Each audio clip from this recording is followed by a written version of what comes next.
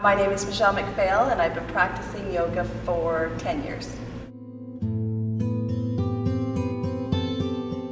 I belong to a gym in Richmond Hill, a women's only gym, and I started going to classes there and I loved them.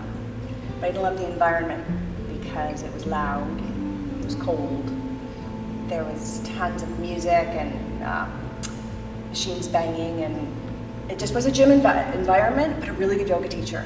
So I found myself going there more regularly, not to work out with equipment or do other classes, but yoga. And then a studio opened up in Richmond Hill, a moksha studio. So I started there with a girlfriend, and that's all I've been doing ever since.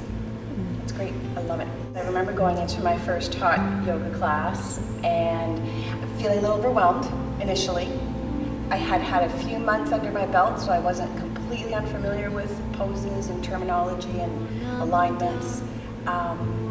So that part wasn't entirely new, but initially there was that first week going every day like they suggested and getting used to the heat and loving it, coming out and feeling wonderful, as opposed to when you go for a run.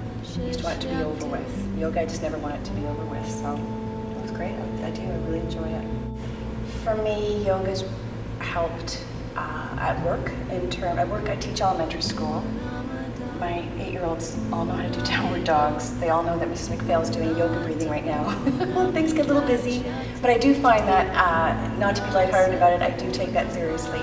Breathing, posture, alignment, all of those things that you take off the mat with you, absolutely. I can practice at home a little bit on my own too in the morning. I know some stretches now for lower back opening, things that I need personally when I get out of bed. So it's certainly helped with that. And ironically, since I've started yoga, I completed a half marathon, and I never ran before. But I was able to do it because of the breathing. I had no doubt, I never ran, and then all of a sudden I was able to. And people were asking me how.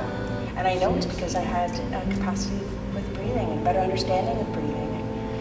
Again, I don't run as often anymore because it's not as enjoyable as yoga necessarily. So it's let me do other things. I'm stronger, there's no question about that. I'm much more flexible, I feel better. And I know when I haven't done it in a while. So if I've had to take a week or two off, I need it. I need to come back and do that breathing and do the stretching and all the things that it's all about. I think the best part about starting yoga, there's many things, but you can start at any time, you can be any age. It truly is what you're doing on your mat at the time. I've gotten much better about that over the years. I know when I started, I was visually looking around to see what people were doing, who would practice longer than I, just to make sure that I was doing it correctly. Now I've learned that listening to the instructor will enable me to do it correctly. Practicing regularly will enable me to do it correctly. So my advice would be particularly with hot yoga at the beginning, to follow your advice and come for the first week. Have no expectations of yourself in terms of alignments and postures. Get used to the heat. Take breaks if need be.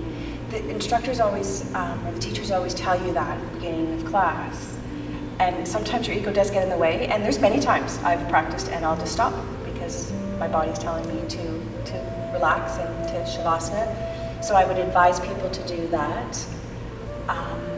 And just keep at it and listen to the instructors. That's another big piece, that so much is being told to you, and it really, really is important. In every class I learn something from somebody, just some little cue that they give about hip alignment, whatever it is, and I think maybe I'm familiar with the posture and you realize there's something that you just haven't done, so you're constantly learning, There's never an end with it, and anybody can do it. I love working all day in a really, really busy environment with 8-year-olds. So I'm constantly around noise and people wanting my attention, and I'm constantly having to give my attention and beyond. And that's what I love to do, and it's wonderful. And then I get to come here and transition between work and home. I love coming, I love being on my mat. I love feeling strong some days, but I love other days when I don't have to feel strong. I just need to be here and be quiet. I love that about it, the duality of the challenge of some postures, and then being soft in postures, and being quiet and breathing, and trying really hard not to think about anything else, to clear that out and before you go home and start whatever it is that you're starting at home. My schedule means I have to do it later afternoon often, but it actually does work. I do like on weekends getting up and starting my day that way as well. But that's what I love most about it. I love how I love Shavasana. I love how that makes me feel. I love that I have to stop because we don't do that. I don't do that. And I do find I stop at home a little bit more now too, as a consequence. And we'll child's pose in Shavasana, just if need be. So I've learned a lot. I've learned a lot.